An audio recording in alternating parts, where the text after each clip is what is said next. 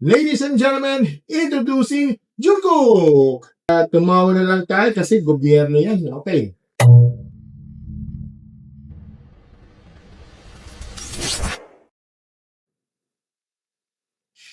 Hello sa inyo mga ka-stories! Welcome back sa isa na naman tayong content, no? Mga stories na meron tayo na akala natin tapos na tayo sa orange na nagpapanggap bilang Charmaine.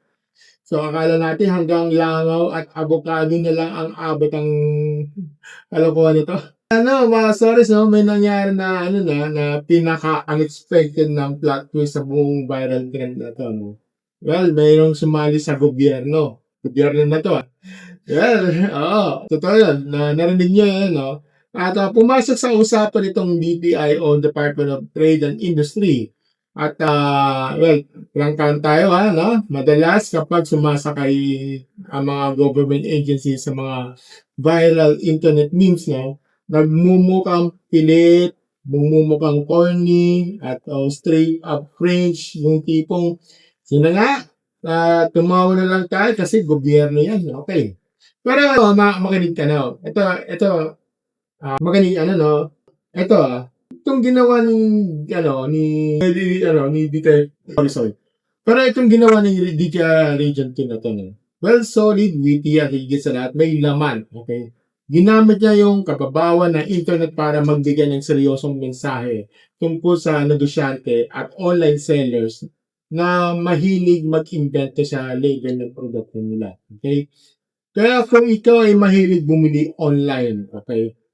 O baka isa kang online seller na paboritong tawaging authentic ang tinda mong peke. Well, pakinggan mo ito Dahil sa video na to, i-email natin yung maging viral post ng DTI at kung bakit ito ang perfect example ng trend jacking done right. No, dito sa aking channel, no, kung saan pangka lang yung usapan, kaya simulan natin dito sa aking channel na Marksters. So, ngayon, bago tayo magbigay ng malupitong opinion, basahin muna natin yung buo at walang putin mula sa official na Facebook page ng DTI Region 2. Ito nakasulat. Ladies and gentlemen, introducing Jungkook! Pakita mo, Mikey? Pero teka lang. Okay? Hindi porket na may trend at may pa Charmaine moment na pwede na basta magbago yung name. Sinasabi ko, naalala mo yung recent name yun na talagang medyo ako doon, tutol ako doon. Meron akong video doon, panood nyo lang, okay? Kasi ito, tuloy tayo, no? Sa consumer protection, hindi magandang biro yan. Kailangan pinag-iisipan, kailangan sundan ang proper label at packaging. May proseso may proseso, may pamantayan, kinakailangan dumaan sa tamang pagsusuri, may safety mark at hindi lang sa feeling ko mas bagay na produktong ito ang label na ito. Well, hindi ito basta notarized, no? Dapat certified. Okay? Kasi ang produkto hindi pwedeng magpanggap ang label. Dapat tama, malinaw at sumusunod sa standards. Kaya mga stories, di ba? Mga stories, di ba? Yan. Boom talaga. Prangka, ito sa akin prangka lang dito. Diyan ako dito, bilib dito. Bakit? Kasi nakuha nila yung tamang balanse sa pagiging nakakatawa at pagiging seryoso sa trabaho nila. Ginagamit nila yung linyang hindi magandang biro yan. Galing doon sa original video na oris na si Charmaine, ginamit yung concept na notarized at pinalitan yung certified. Okay? Tapos yung punchline nila sa umpisa, Jungkook. Isang kaldera na lutuan na pinangalan ng Jungkook. Bentang-benta sa mga K-pop nice. Pero saan talingon talaga mensahe sa likod. Ngayon, bakit ko ginawa na itong content ito? Kahit yung isang content yung sa recently. Okay? Kasi ito, retok tayo dito. Okay? Ang daming nagkalat na negosyante at online sellers na kung maka-invento ng label sa produkto nila, Daig pa si Charmaine na orange. Pansin nyo, no?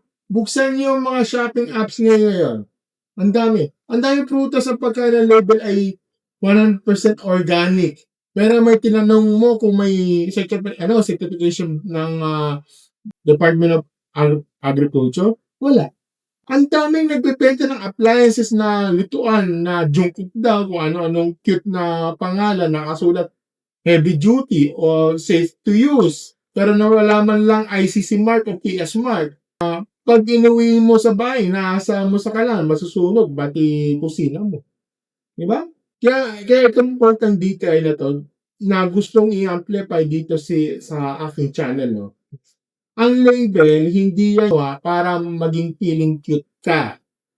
Ang label ay batas. Okay? Hindi pwede yung feeling ko mas bagay sa product ko tawaging authentic stainless steel.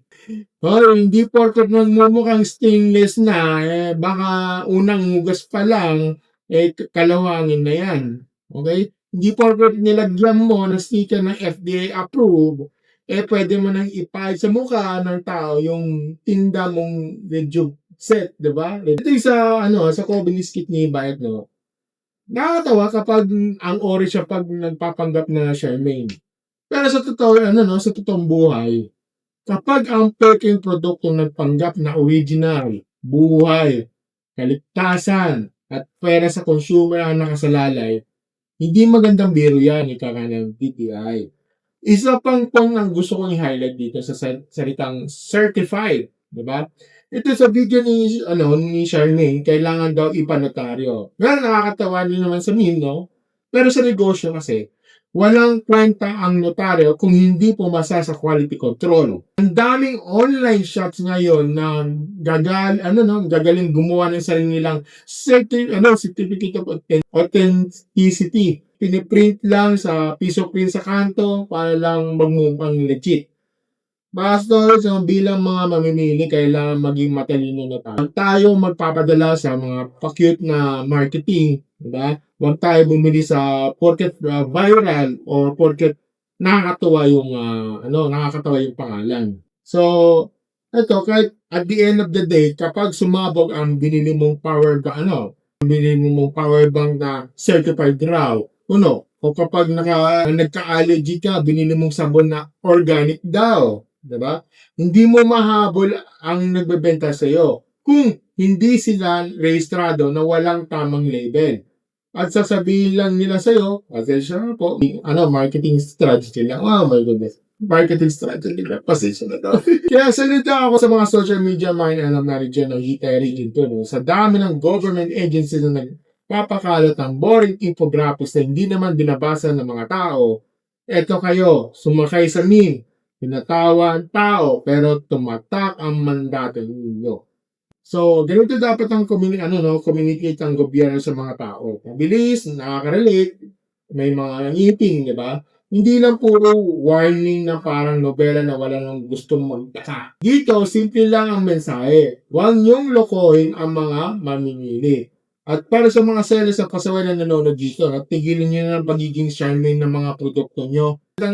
Kung substandard yung tinitinda nyo, huwag nyo lagyan ng high standard na label. Kapag nahuli kayo ng DTI, walang notaryo at abogadong makakasagip sa inyo kung kapag pinasara ng negosyo nyo. At para para naman sa ating mga consumer, responsibilidad din naman ito. Tayo ay nagbibigay ng kapangyarihan sa mga nagbebenta ng palupa.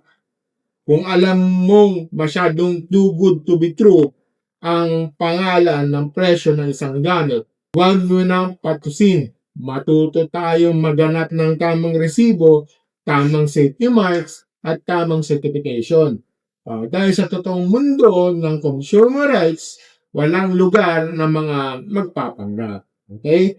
Kaya kayo mga stories, ano masasabi niyo sa na naging paandar nitong DJI? Natawa ba kayo kay Jungkook?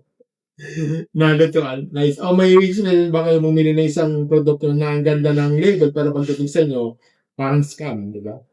Comment daw below, comment daw below sa ating Xiaomi Moments, mga produkto ninyo online, pag-usapan natin. Yan. So, kung na-enjoy natin sa ating mga video, double it like, share, subscribe sa ating channel, click notification button sa ating baba.